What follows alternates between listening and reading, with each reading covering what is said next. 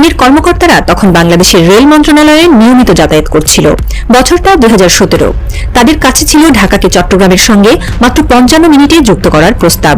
ঘণ্টায় 300 কিলোমিটার গতির bullet train, সব নথি প্রস্তুত, সম্ভাব্যতা যাচাই শেষ, নকশা চূড়ান্তের পথে। শুধু প্রয়োজন ছিল একজন মানুষ, এক প্রধানমন্ত্রীর সই। কিন্তু সেই সই আর কখনো আসেনি, কারণ শেখ হাসিনা তখন ঢাকায় বসে নয়াদিল্লির দিকে তাকিয়েছিলেন।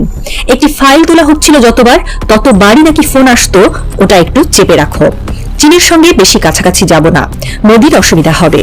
তখন তিনি আর শুধু প্রধানমন্ত্রী নন, হয়ে গিয়েছিলেন এক বর্ডার পার ম্যানেজার, যার দায়িত্ব শুধু নিজের নয়, প্রতিবেশী দেশের স্বার্থ রক্ষা করা। প্রকল্প ফাইল একের পর এক পড়ে থাকত রেল ভবনের পুরনো টেবিলে। কোনো কোনো কর্মকর্তা হাল ছেড়ে দিলেও কেউ কেউ ফিসফিস করত, উন্নয়ন চাইলে চীন ছাড়া গতি নেই। কিন্তু শেখ হাসিনা জানতেন, চীন মানেই ভারত রুষ্ট, আর মোদি তার সেই পরম বন্ধু, যে সরে গেলে হাসিনার সব দরজা বন্ধ। তাই তিনি উন্নয়নকে আটকে দিলেন, বাংলাদেশের ভবিষ্যৎকে ঠেলে দিলেন এক অদৃশ্য কারাগারে। হাসিনা হয়তো বুঝে গিয়েছিলেন, বাংলাদেশ এগিয়ে গেলে ভারত খুশি হবে না, আর ভারত খুশি না হলে তার সিংহাসন টিকবে না। চীন অপেক্ষা করল, বিনিয়োগ বোর্ড চুপ থাকলো, আমলারা নীরব থেকে অবসর নিল, আর শেখ হাসিনা মিডিয়ার সামনে দাঁড়িয়ে বললেন, আমরাই উন্নয়নের জননী। কিন্তু বাংলাদেশকে ভারতের একটা অঘোষিত রাজ্য বানানো কেন্দ্রিক উন্নয়ন ছাড়া কোনো উন্নয়ন এলো না। এসেছিল বাংলাদেশের মেরুদণ্ড ভেঙে দেওয়ার দীর্ঘ ষড়যন্ত্র, তারই মধ্যে একটা বুলেট ট্রেনের থমকে থাকা দীর্ঘশ্বাস। 2024 ঢাকার রাজপথ গর্জে ওঠে, ছাত্র জনতা একযোগে বলে, স্বৈরাচার তুই গদি ছাড়। ভেঙে পড়ে ক্ষমতার চক্র, হাসিনা পালিয়ে যান ভারত মোদির ছায়াতলে, আর এদেশের মানুষ বেছে নেয় এক ব্যতিক্রম নায়ক, ডক্টর মোহাম্মদ ইউনূস। তিনি রাজনীতিবিদ নন, কিন্তু তিনিই হয়ে উঠলেন পরিবর্তনের প্রতীক। ইউনূসের সরকার দায়িত্ব নিয়ে খুঁজতে শুরু করলো আটকে থাকা স্বপ্নগুলো। সেখানেই উঠে আসে বুলেট ট্রেন। চীনের কর্মকর্তারা আবার ঢাকা এলো, এবার আর দোরগড়ায় বসিয়ে রাখা হলো না। ঢাকা থেকে চট্টগ্রাম রুটে শুরু হলো জোর প্রস্তুতি। বাংলাদেশ এবার চীনের সহযোগিতায় সত্যিই ছুটে চলতে যাচ্ছে 300 কিলোমিটার গতির ট্রেন। এই ট্রেন এক যাতায়াতের সময়ই কমাবে না, পাল্টে দেবে দেশের অর্থনীতি, জনসংযোগ, কর্মসংস্থান আর যোগাযোগ ব্যবস্থার ভবিষ্যৎ। ঢাকা থেকে চট্টগ্রাম মাত্র 55 মিনিটে। আগে 6 ঘন্টার দীর্ঘ ভ্রমণ, এখন এক কাপ কফি আর পডকাস্ট শোনার সময়। দৈনিক প্রায় 500 জন যাত্রী পরিবহন করবে প্রতিটি ট্রেন উচ্চ বেগে। ঘন্টায় 300 কিলোমিটার গতি বাংলাদেশের রেল ইতিহাসে প্রথমবার।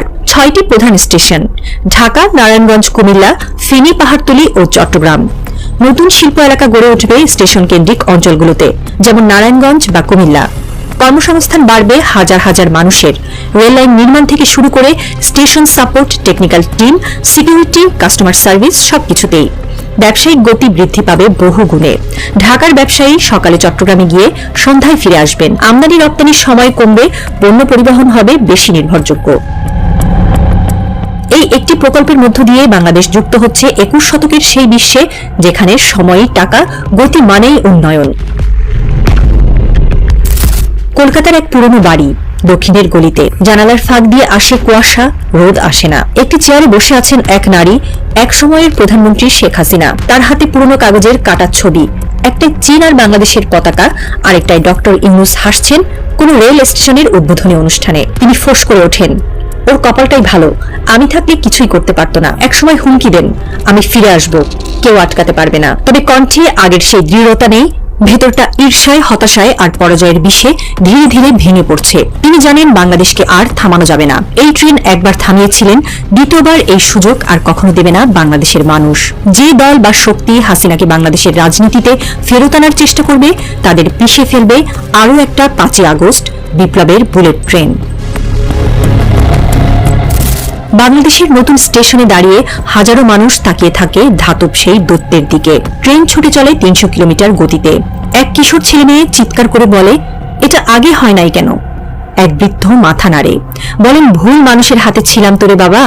আর তখনই দূরে কলকাতার অন্ধকার ঘরে একটা আলোর রেখা পড়ে হাসিনার মুখে। কিন্তু তাতে কোনো আলো নেই, শুধু এক শীতল ছায়া, যেখানে গড়িয়ে পড়ে ইতিহাসের চোখের জল। বাংলাদেশের বুলেট ট্রেন কেবল উন্নয়নের গল্প না, এটা এক স্বার্থপর ভিলেনকে হারানোর গল্প, একটা দেশের ঘুরে দাঁড়ানোর জমজমাট রাজনৈতিক থ্রিলার।